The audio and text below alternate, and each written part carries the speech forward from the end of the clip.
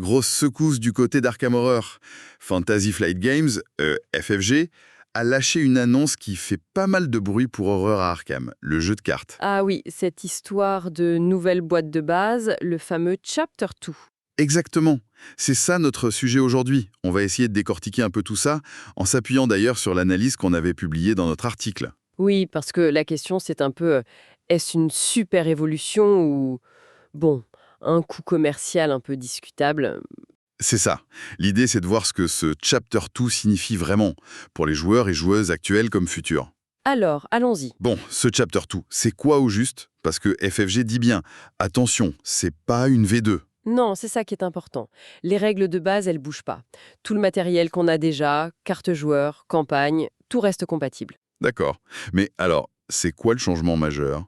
Le point clé, c'est que cette nouvelle boîte, elle va purement et simplement remplacer l'actuelle boîte de base révisée, celle de 2021. Elle ne sera plus produite. Ah oui, quand même.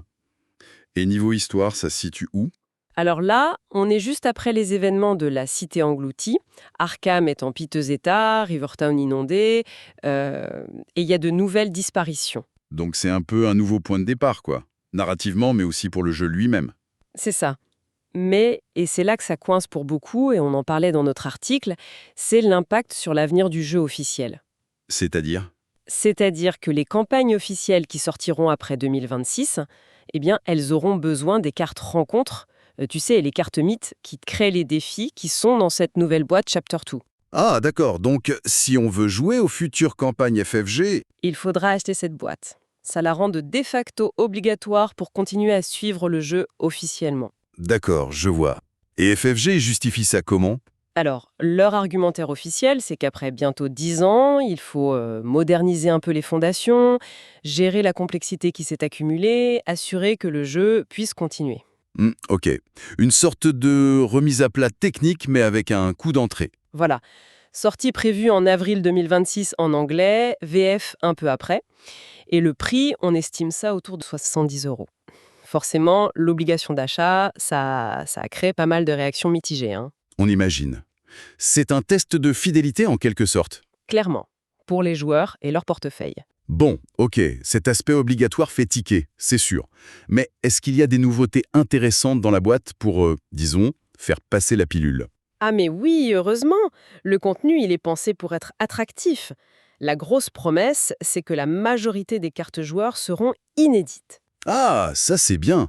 Fini les réimpressions en boucle de Loopsib et cache d'urgence. Apparemment, il y en aura très peu, juste quelques classiques incontournables. L'accent est mis sur 5 investigateurs. Des têtes connues, mais qui ont vieilli, qui sont marquées par le temps et les horreurs, et avec des mécaniques de jeu renouvelées. Ah, intéressant. T'as des exemples? Oui, Joe Diamond, par exemple, le détective privé chercheur. Ah oui, Joe. Eh bien, il revient, mais attention, sans son fameux hunch deck, son paquet d'intuition. Ah bon? Mais c'était sa signature? Exactement. Ils disent qu'il sera plus direct, plus polyvalent. À voir. Et on découvre Isabelle Barnes, la sœur de Jenny, La sœur de Jenny Barnes. En quelle classe? en survivante. Et son histoire, c'est la vengeance contre un culte familial. Son gameplay s'annonce assez risqué. Elle utiliserait sa santé mentale comme une ressource. Ouh là, ça promet des dilemmes intéressants, ça. Tout à fait. Et il y a aussi une nouvelle mini-campagne incluse, Les Frères de la Cendre, en 3 scénarios. D'accord. Mais il y avait autre chose, non?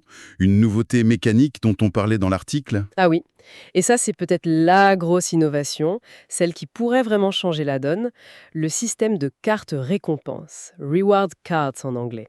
Des cartes récompenses. Comment ça marche? Réussir un défi particulièrement difficile, ce genre de choses. Ah, intéressant. Une sorte de succès qui donne des bonus concrets. Exactement. C'est une touche de legacy, mais en version légère. Tes succès passés te donnent accès à de nouvelles options pour tes futurs decks, tes futures parties. Ça manquait peut-être un peu, cette progression sur le long terme en dehors des campagnes elles-mêmes. C'est ça. L'exemple qu'ils ont donné, c'est une carte nommée Collector.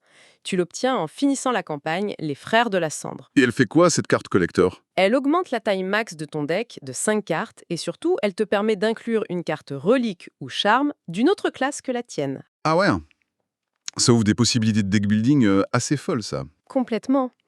Imagine le potentiel pour personnaliser tes investigateurs, pour optimiser tes stratégies. Ça donne une vraie motivation pour rejouer, pour relever des défis.